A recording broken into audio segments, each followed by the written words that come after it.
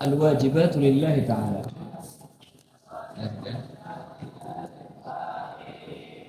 Sifat-sifat yang wajib bagi Allah Subhanahu wa ta'ala. Yajibu lillahi 'ashruna sifatan. Wajib bagi Allah Subhanahu wa ta'ala itu 20 sifat. Wa tanqasimu ila aqsam, dan semuanya itu kembali ke beberapa bagian. Nah, wahidatun nafsiyah atau wahidatin nafsiyah. Yang pertama, dia terbagi kepada sifat nafsiyah, dan di dalam sifat nafsiyah itu ada satu, wahiyal wujud, yaitu wujud. Wa khamsatin salbiyah, ada 5 yang salbiyah. Wahiyal qidam wal baqa, al mukhalafah lil hawadith, al qiyam bin nafs wal wahdaniyah.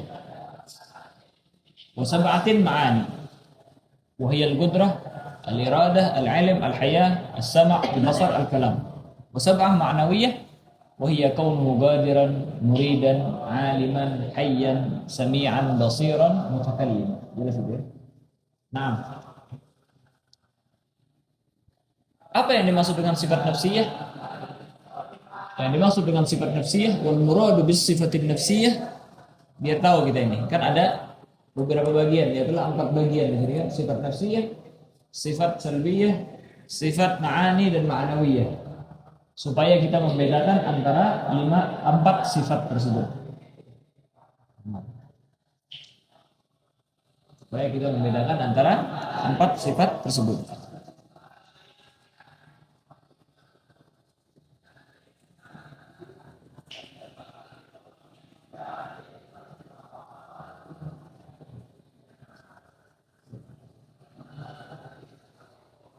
Al-murad bis sifatin nafsiyah, yaitu adalah apa? Sifatun subutiyatun.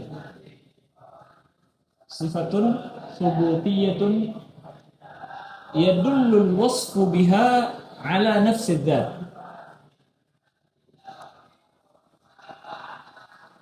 Duna ma'nan zaidin 'alaiha.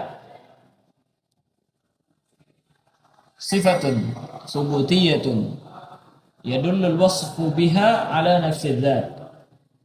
Duna ma'nan zaidin 'alaiha.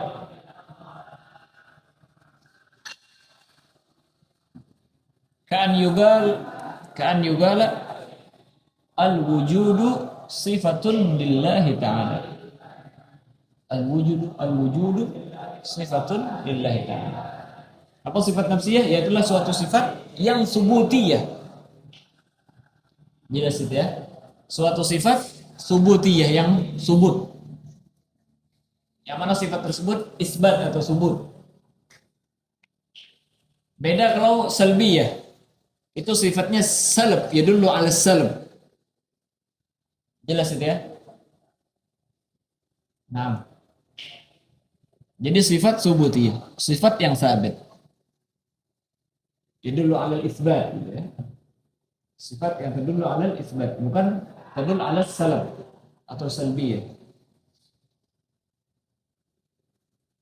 Yadullul wasfu biha ala nafsi dzat, yang mana sifat tersebut menunjukkan atas zatnya sendiri. Jelas itu ya? Atas zatnya sendiri, yadullul wasfu biha, yang menunjukkan wasf dengan sifat subutiyah tersebut ala nafsi dzat, atau yadullul wasf biha bi sifatin nafsiyah, atau sifat subutiyah tersebut ala nafsi dzat, daripada zatnya sendiri. Duna ma'nan zaidin 'alaiha, bukan makna yang zaid 'alaiha. Jelas itu ya? Bukan makna yang lebih daripada itu. Makna yang gaib zaid 'alaiha itu. Makna zaidin 'alaiha.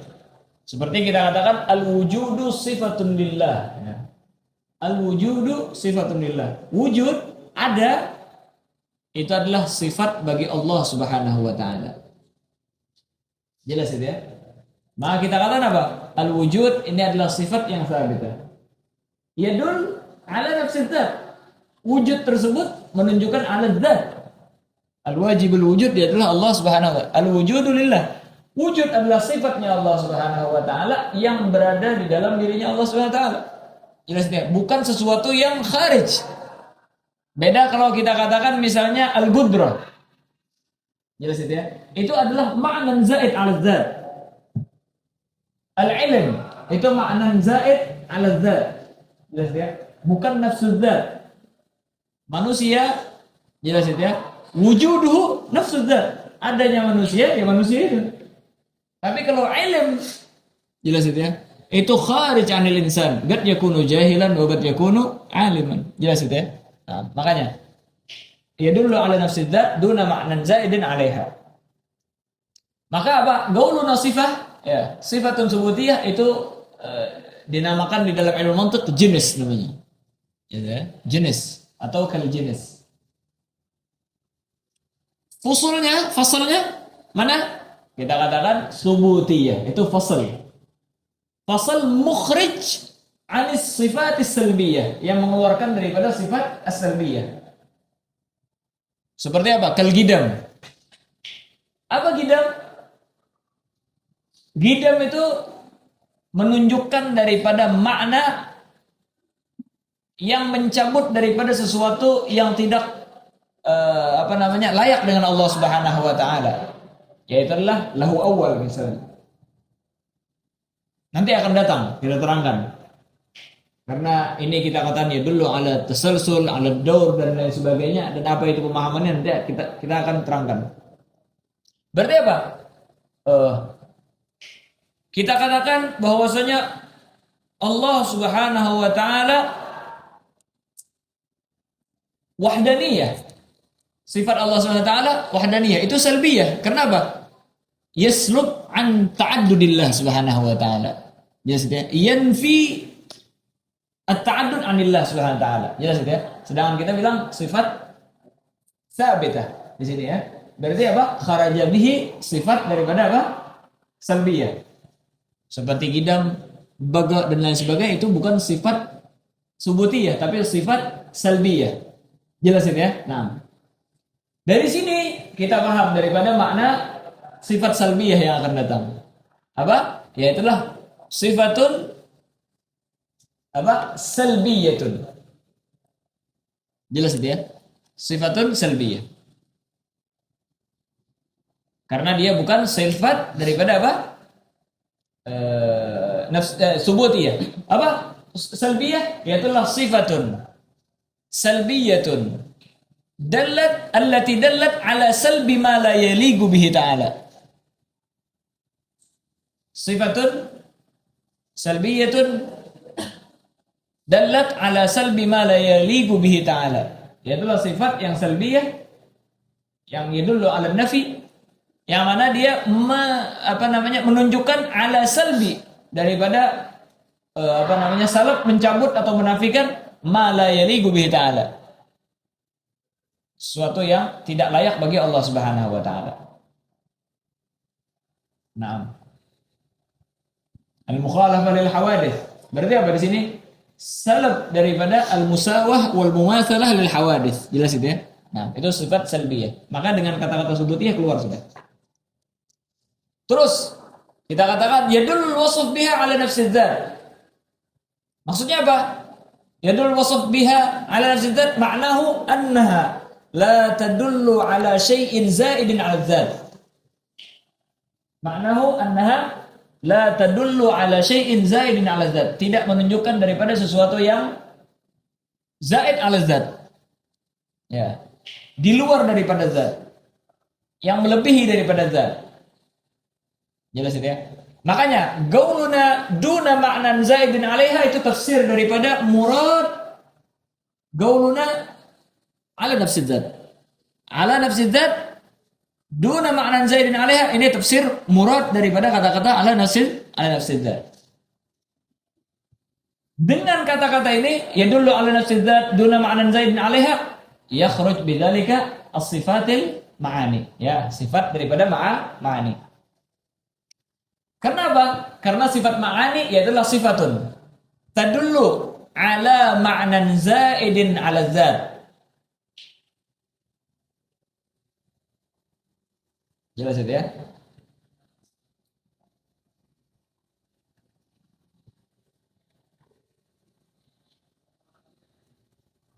Karena dia terdulu ala maknan zaidin ala zat.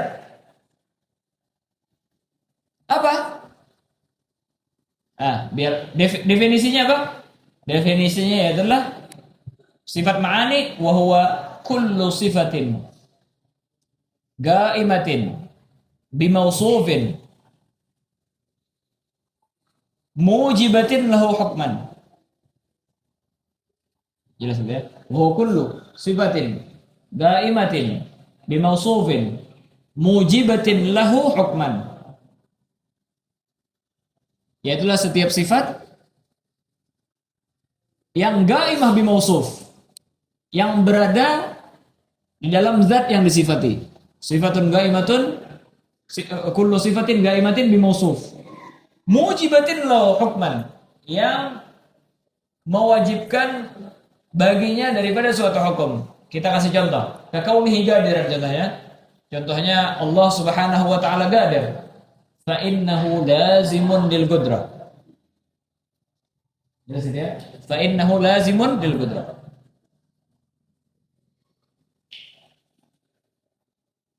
Jelas itu ya? Allah Subhanahu wa taala gadir. Gadir ini adalah sifat zaidah ala zat. Jelas itu ya? Yang mana ini adalah sifat yang gaimah bi mausuf, yang berada di mausuf. Yang mausuf di sini siapa? Allah Subhanahu wa taala. Mujibatin lahu hukman, yang mujibah daripada suatu hukum, yaitu qudrah. Gadir yadullu alal qudrah. Gadir mujibah wa mustalzimah lil qudrah. Nah. Makanya kalau kita renungi daripada ma'ani dan ma'nawiyah itu fil haqiqah mutalaziman, dia identik antara satu dengan yang lain. Kalau gadir pasti qudrah. Kalau qudrah pasti gadir. Jelas tidak? Nah. Aiyah, kalau alim mesti ada ilm. Ada ilm pasti alim. Mutalazim. Nah, makanya sebahagian mereka enggak menerangkan daripada sifat ma'nawiyah. Nah, ada yang menafikan daripada sifat ma'nawiyah karena sudah mulazim antara ma'ani sama ma'nawiyah. Nanti akan datang lagi tentang masalah hal wal ahwal. Daripada derajat yang akan datang nanti kita terangkan di masalah ma'nawiyah nanti. Nah, hakada.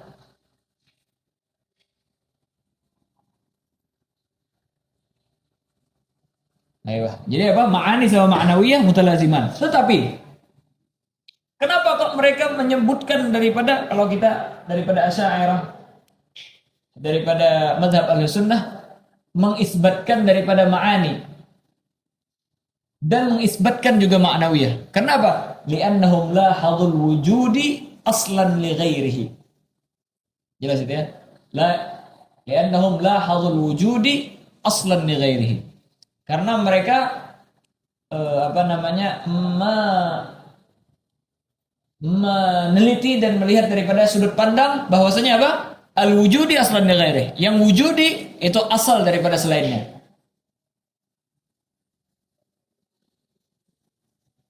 Jelas itu ya? Wujudi apa? Wujudi wa huwa sifatul ma'ani. Al-wujudi wa huwa sifatul ma'ani. Yang mana sifatul ma'ani aslan li ghairihi. Asal daripada yang lain. Apa? Yaitulah sifat ma'nawiyah. Yang mana sifat ma'nawiyah itu i'tibariyah sifatnya. Sifatnya i'tibariyah, bukan wujudiyah. Nah, hakada. Dan lain sebagainya daripada pembahasan yang akan datang. Intinya secara global seperti ini, nanti insya Allah satu persatu kita terangkan. Ayo, itu ya. Nah, makanya sebagian ulama mengatakan ini sifat nafsiyah. Kembali ke sifat nafsiyah. Kenapa dinamakan sifat? Itu cuma sifat secara lughawi. Jelas itu ya. Bukan sifat secara istilah. Karena sifat kan secara istilah apa? Yaitulah ma'nan ga'imin bidzat. Itu sifat. Ma'nan ga'imin bidzat. Padahal kita katakan al-wujud yaitu adalah nafsu zat, bukan ma'nan ga'imin bidzat. Nah, Jelas itu ya? Nah, makanya mereka mengatakan sifat lugawi, yaitu kita katakan al-wujudu sifatun lillah. Jelas itu ya? Atau Allahul wahidul gahar al-mawjud, sifat daripada lugawi. Kita katakan Allah al-wahid, kita katakan sifat lillah. Al-gahar sifat lillah. Al-mawjud sifat lillah. Nah, Allahu sifatun apa namanya? Allah adalah az-zat al-wajibul wujud. Jelas itu ya? Az-zat al-wajibul wujud al-mustahiq li jami'il kamalat. Sifat lugawi. Jelas itu. Wa illa kita katakan laisa ma'nan gamin bidzat bal huwa nafsuz zat. Kita katakan apa namanya? Sifat nafsiyah ini nafsuz zat, bukan ma'nan gaimin bidzat. Nah. Ayo, tetapi ya ala kulli hal ini cuma sekedar istilah daripada para ulama tauhid mutaakhirin, jelas itu ya. Wa illa kalau kita tanya daripada Sayyidina Abu Bakar Siddiq, Sayyidina Abu Bakar Siddiq, Sayyidina Umar dan lain sebagainya, sifat Allah SWT terbagi berapa? Ya Allah bisa jawab mereka. Ada sifat nafsiyah, sifat salbiyah dan lain sebagainya. Tetapi para ulama mutaakhirin mereka membuat ini sebagai mustalah supaya kita gampang membahas daripada ilmu tauhid ini. Kalau kita membahas daripada sifatul wujud, daripada wujudnya Allah SWT, maka membahasnya di dalam sifat nafsiyah. Seperti seakan-akan unwan. Ya. Kalau kita mau membahas daripada wujud, maka kita kembali ke sifat nafsiyah. Kalau kita mau membahas daripada gidam, baga dan lain sebagainya, kembali ke sifat salbiyah. Kalau kita mau membahas daripada qudrah, kembali ke sifat daripada ma'ani. Jelas itu ya? Kalau kita mau kembali ke apa namanya daripada gadar dan lain sebagainya, kita kembali ke sifat daripada apa? Sifat ma'nawiyah. Hakata. Jelas itu ya? Wa illa terserah kita mau pakai istilah apapun. Yang penting pemikirannya benar. Bukan pemikiran yang salah. Mau diistilahkan seperti ini atau seperti itu tidak jadi masalah. Nah, sekarang kita masuk ke dalam sifat nafsiyah. As-sifatun nafsiyah al-wujud katanya. Sifatun nafsiyah ialah al-wujud. Seperti yang kita terangkan tadi. Sifat nafsiyah itu cuma satu, yaitu apa? Al-wujud. Yaitu apa? Sifatun subutiyah yadullu ala nafsiz dzat duna ma'nan zaidin 'alaiha. Yaitu wujud. Jelas itu ya? Nah, Bimana kalau seandainya Allah Subhanahu wa taala bisa dilihat, maka kita lihat daripada zatnya Allah Subhanahu wa taala ada. Yang mana ada itu yaitu adalah zatnya Allah Subhanahu wa taala. Zat Allah Subhanahu wa taala yaitu zat yang ada. Nafs. Jelas itu ya? Sifat daripada yang berada di dalam dirinya Allah Subhanahu wa taala. Kita ada. Apakah adanya kita lain daripada diri kita? Enggak. Diri kita, adanya diri kita, yaitu adalah kita. Itu maksudnya nafsiyah, paham itu ya? Nah, bukan sesuatu yang lain. Paham itu ya? Adanya kita adalah apa? Diri kita menunjukkan daripada adanya kita, dan adanya kita menunjukkan atas dirinya kita, bukan sesuatu yang lain. Gampang ini ya. Makanya wujud itu adalah nafsu zat. Wa zat huwal wujud. Jelas itu ya? Paham itu? Ya, zat kita ini ada, yaitu sifat nafas daripada zat. Itu maksudnya. As-sifatun nafsiyah al-wujud.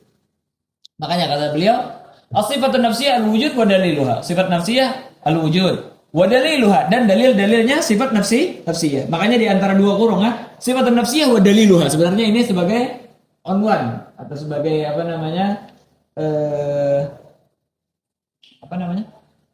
judul. Nah, as-sifatun nafsiyah. Kata beliau, as-sifatun nafsiyah hiya al-wujud. Sifatun nafsiyah ya adalah wujud seperti yang kita terangkan. Apa itu? Wa huwa ma la tu'galu dzat wa la tatahaqqaq bidunihi. Yaitu adalah sesuatu yang tidak bisa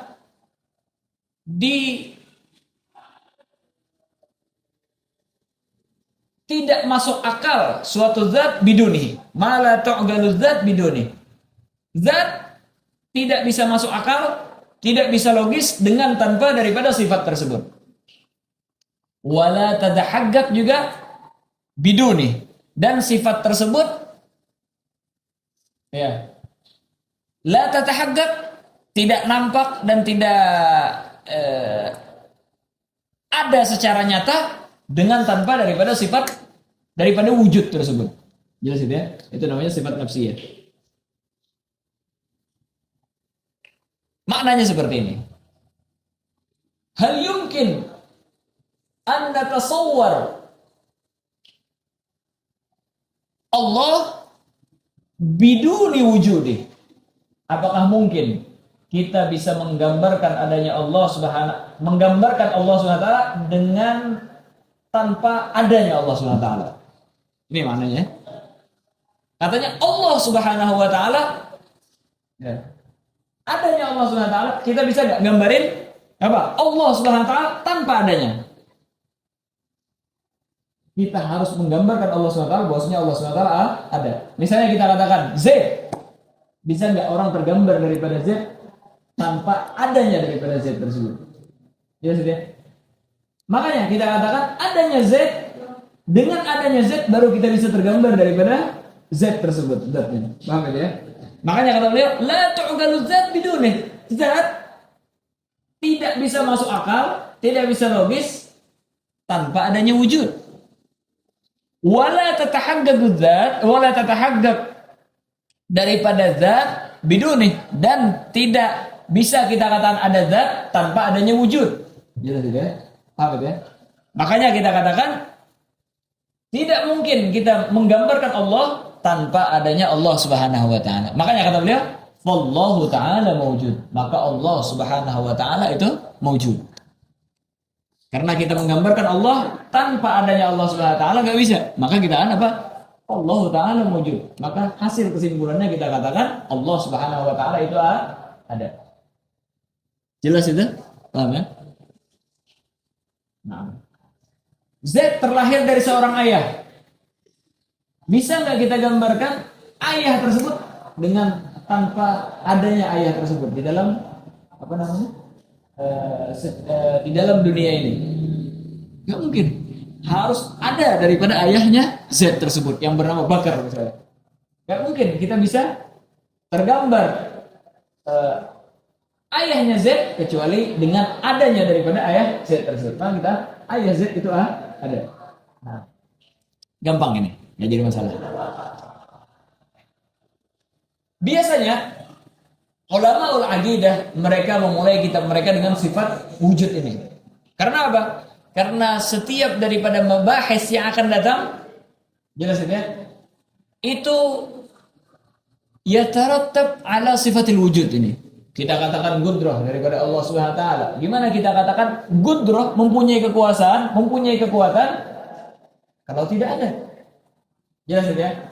Al-ilm misalnya, sifatul ilm. Gimana seseorang alim atau indahu ilm kalau seandainya orangnya tidak ada? Begitulah kita mengatakan bahwasanya Allah Subhanahu wa taala alim. Bagaimana kita menghukumkan Allah Subhanahu wa taala alim tanpa ada zat daripada Allah Subhanahu wa taala? Makanya pembahasan daripada awal, pembahasan raisi daripada masalah apa namanya? Masalah tauhid itu mereka menerangkan daripada sifatul wujud. Jelas ya? Karena dengan mengimani wujudillah Subhanahu wa taala baru kita bisa menghukumi daripada hukum-hukum yang akan datang daripada Allah Subhanahu wa taala. Nah, mustahil kita mengisbatkan daripada wujudillah, mengisbatkan daripada anna Allah Subhanahu wa taala alim, murid dan lain sebagainya kalau seandainya Allah Subhanahu wa taala tidak ada. Hakada. Wallahu Subhanahu wa taala a'lam bissawab.